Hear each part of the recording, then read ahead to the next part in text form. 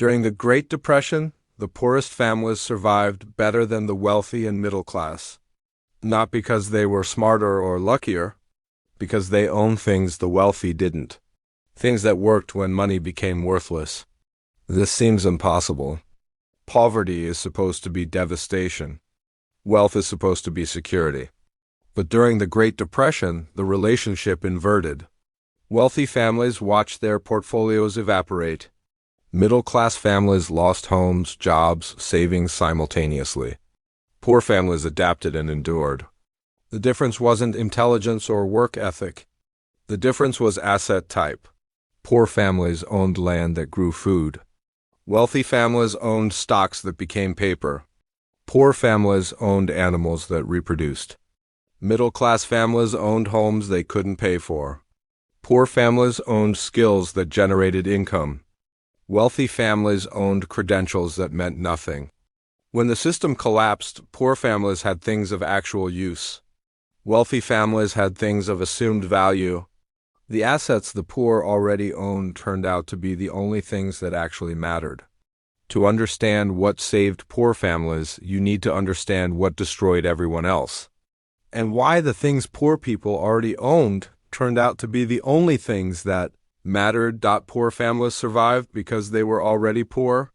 They had nothing in the formal system to lose. And everything they owned was immediately useful. This is the structural reason survival correlated inversely with wealth. Poor families had minimal exposure to formal financial systems. They didn't have mortgage because banks wouldn't lend to them. They didn't have pension funds because they worked irregular jobs. They didn't have stock portfolios because they had no capital to invest. They didn't have life insurance policies because they couldn't afford premiums. What they had instead was already outside the formal system: tools, land, animals, seeds, skills, community networks. All of these functioned in informal economies, barter systems, and direct exchange. When the stock market crashed, poor families were unaffected because they owned no stocks. When banks failed, poor families were unaffected because they had no deposits. When pensions collapsed, poor families were unaffected because they had no pensions. But more than survival through non-exposure, poor families thrived because what they owned was immediately useful when money became worthless. Middle-class families lost mortgages, pensions, savings. Wealthy families lost investments, businesses, properties. Poor families lost almost nothing because they had almost nothing in the formal system to lose. So what specific things did poor families own that actually saved them? 6 categories of assets proved critical. A carpenter could still build. A mechanic could still repair. A farmer could still grow. A seamstress could still sew. When credentials meant nothing, skills meant everything. Poor families possessed practical, productive skills that generated immediate value when the formal economy collapsed. A carpenter with a hammer could fix homes for food. A mechanic could repair equipment for vegetables. A farmer could grow crops for cash or barter. A seamstress could mend clothes for payment. These skills had immediate, tangible utility. Someone needed the work done. The skill provider could do it. Exchange happened directly. Middle-class professionals possessed credentials that became worthless overnight. An accountant couldn't do accounting during the Depression because businesses weren't hiring. A lawyer couldn't practice law because people had no money for legal services.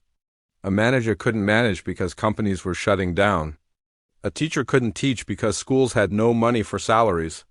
Their entire value proposition depended on the formal economy continuing. When the formal economy stopped, their credentials meant nothing. A degree hung on the wall. A license was a piece of paper. But a carpenter's hammer still worked. A mechanic's knowledge still applied. A farmer's seed still grew. The mechanism is fundamental. A practical skill has immediate market value in any economic system. It can be applied in formal economy if it exists. It can be applied in informal barter if formal economy doesn't exist. It doesn't depend on institutional stability. It can't be seized or depreciated. It only becomes more valuable when currency fails, because people become desperate for work done and have no money to pay for it, so barter replaces. Currency, The types of skills that saved poor families during the Depression were diverse. Agricultural skills, farming, gardening, animal husbandry, crop rotation, seed saving. Construction skills, carpentry, roofing, masonry, basic structural repair. Mechanical skills, engine repair, machinery repair, welding, blacksmithing. Domestic skills, cooking, food preservation, sewing, basic medicine, childbirth assistance. Trade skills, shoe repair, basic manufacturing, woodworking, leather work. These weren't learned in schools. They were learned through apprenticeship, family teaching, or experimentation. They were developed through necessity and practice. Poor families had these skills because poverty required them. You couldn't afford to hire someone to fix your roof, so you learned to fix it yourself. You couldn't afford to buy clothes, so you learned to sew. You couldn't afford to buy food, so you learned to grow it.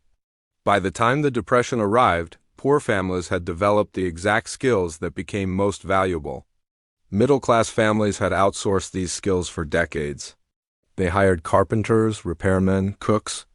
They had money to pay for convenience. When money disappeared, they had no skills and no way to create value. The contrast was absolute. A skilled tradesperson in the Depression could trade work for survival. An uncredentialed professional had nothing to offer. But skills were only valuable if you had the tools to practice them. That's the third thing that saved poor families. A shovel could dig. An axe could split wood. A hammer could build. A saw could cut.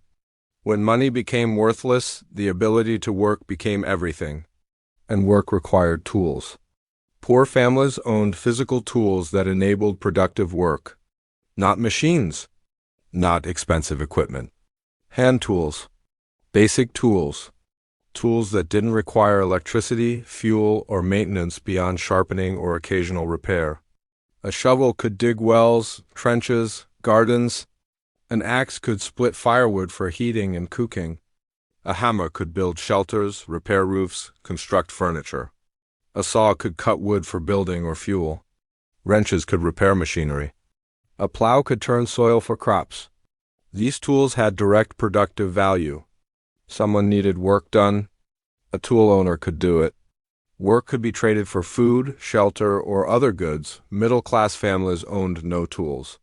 Their hands were soft from decades of not working. Their homes contained nothing that produced anything. They had purchased convenience through currency. Carpenters built their homes. Mechanics maintained their cars. Plumbers fixed their pipes. Workers cut their firewood. When currency disappeared, they had nothing. No ability to fix their own homes. No ability to produce heat. No ability to generate income. No ability to create anything of value. The tools they needed existed, but they didn't own them and had no money to rent them. Tools mattered because they enabled immediate productive work. They could be rented or bartered. They didn't require currency to function. They could be repaired and reused indefinitely. Most importantly, tools increased the value of skills. A skill without tools is useless. A carpenter without a hammer can't build. A farmer without a shovel can't plant. A mechanic without wrenches can't repair. But a carpenter with tools could trade work for survival. A farmer with tools could grow food. A mechanic with tools could generate income. The specific tools that mattered were categorized by function. Agricultural tools, shovels, hoes, rakes, spades, basic plows, pitchforks. Construction tools, hammers, saws, chisels, planes, levels, axes.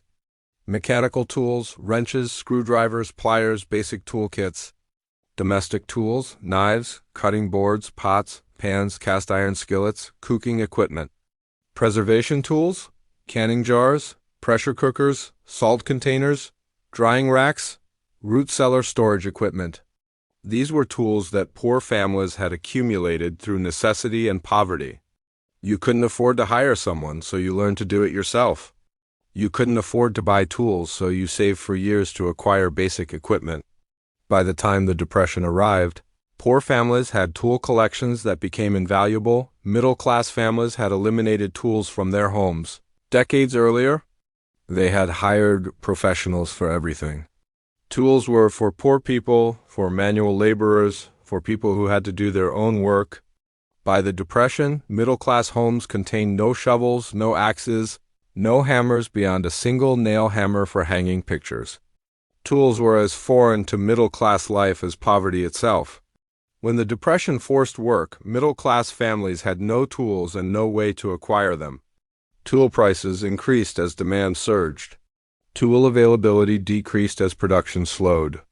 The tools that existed were in the hands of poor families who had preserved them through generations. But tools and skills were only valuable if you had something to eat while doing the work. That's where the fourth thing comes in.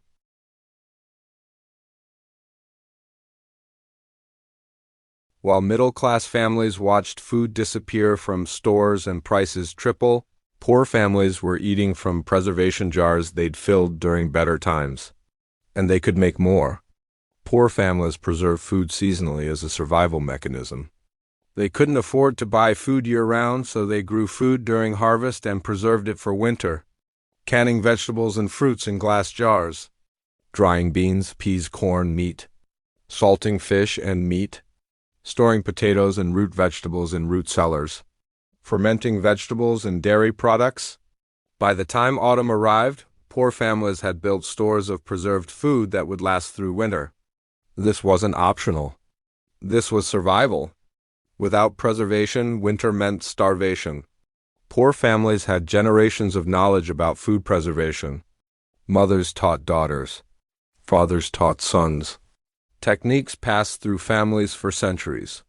Poor children learned to recognize when vegetables were ready to preserve, when fruits reached peak ripeness, when meat could be salted, when conditions allowed fermenting. By adulthood, poor families possessed sophisticated knowledge of food preservation. Middle-class families possessed none of this knowledge. They had purchased food from stores for decades. They had purchased canned goods from factories. They had no preserving jars in their kitchens, no root cellars in their basements, no knowledge of when to harvest or how to preserve. Food preservation was something poor people did, something beneath middle-class dignity, something unnecessary because currency could always purchase food. When the Depression arrived, store shelves emptied within weeks. Food prices tripled, then quintupled, then became unavailable at any price. Middle-class families had no preserved food stores, no knowledge of preservation, no ability to create food stores quickly enough to matter. Poor families had anticipated crisis unconsciously. Every jar they preserved during abundance became insurance against scarcity. When prices tripled, poor families ate from jars canned in previous years. When food disappeared from stores, poor families had alternatives. They could continue eating preserved food. They could preserve new food if they could acquire it. The knowledge component was decisive. Poor families knew how to preserve. Middle-class families didn't. During the Depression, preserved food became currency. A jar of preserved vegetables could be traded for tools, labor, or other goods. Poor families with large stores of preserved food could trade portions for survival. Middle-class families with no preserved food could only watch prices rise and supplies disappear. The types of food preservation that mattered were specific: canning vegetables, tomatoes, beans, peas, carrots, corn; canning fruits, apples, peaches, berries, plums; canning meat, chicken, pork, fish; drying vegetables, beans, peas, corn, peppers; drying meat, beef jerky, bacon, ham; root cellar storage, potatoes, turnips, beets, carrots, onions, squash; salting and smoking, fish, meat, bacon; fermenting, sauerkraut, pickles, kimchi, miso. Each technique required knowledge.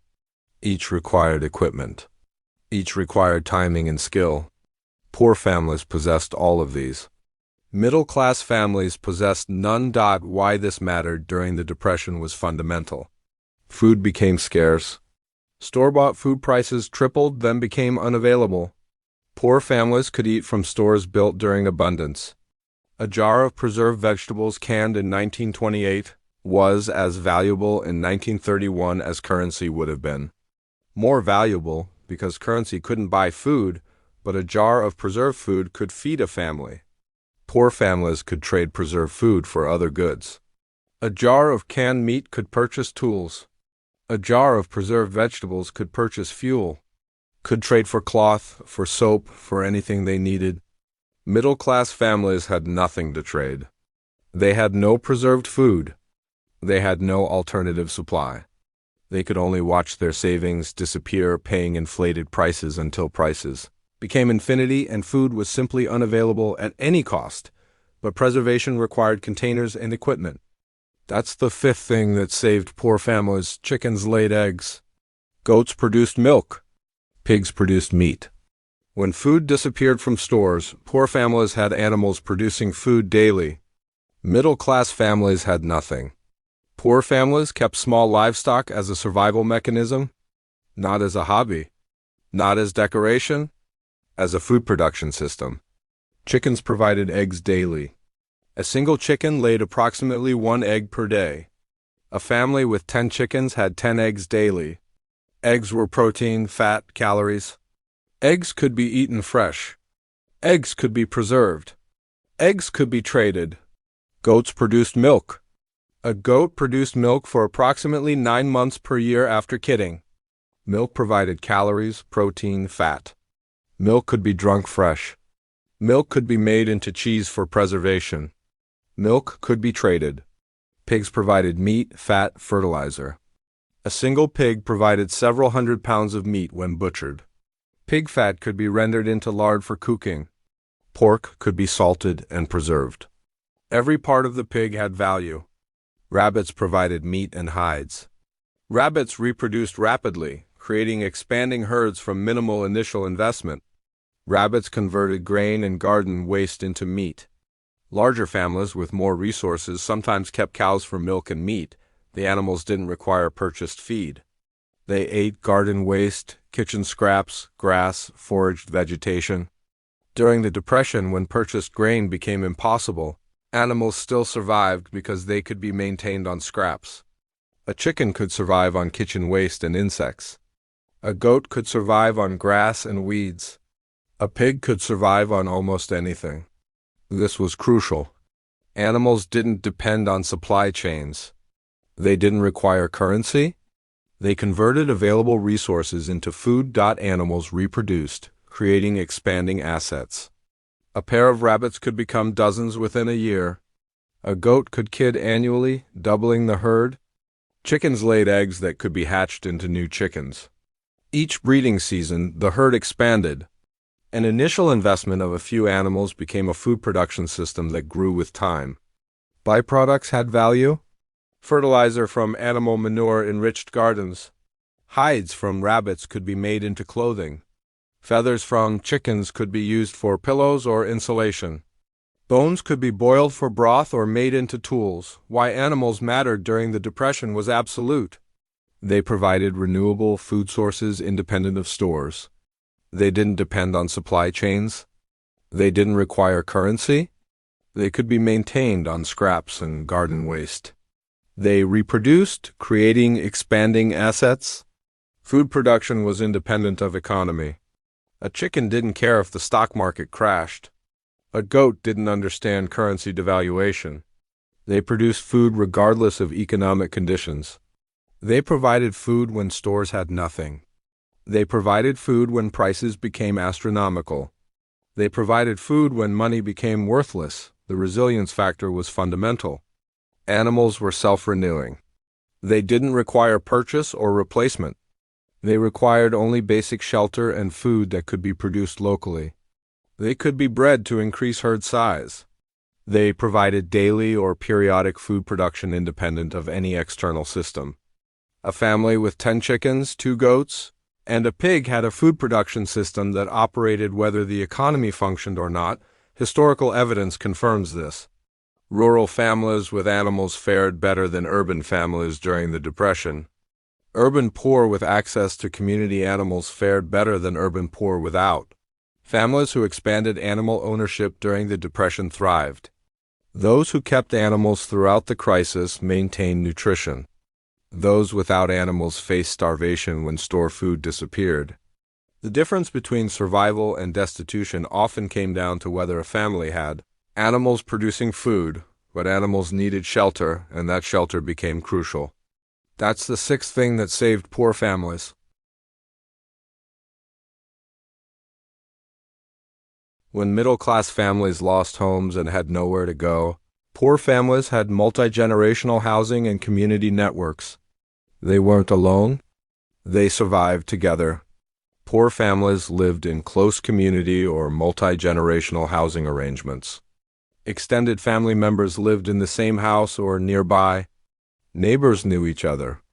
Entire communities consisted of families who had lived together for generations. These weren't isolated nuclear families in separate homes. They were networks of interdependent people with mutual obligations. When crisis arrived, these networks became survival infrastructure. The shelter component was decisive. Poor families often owned small homes outright. No mortgage, no debt. Small houses with no financial obligation. When the Depression arrived, poor families kept their shelter. They had homes even if everything else disappeared. Middle-class families had mortgages.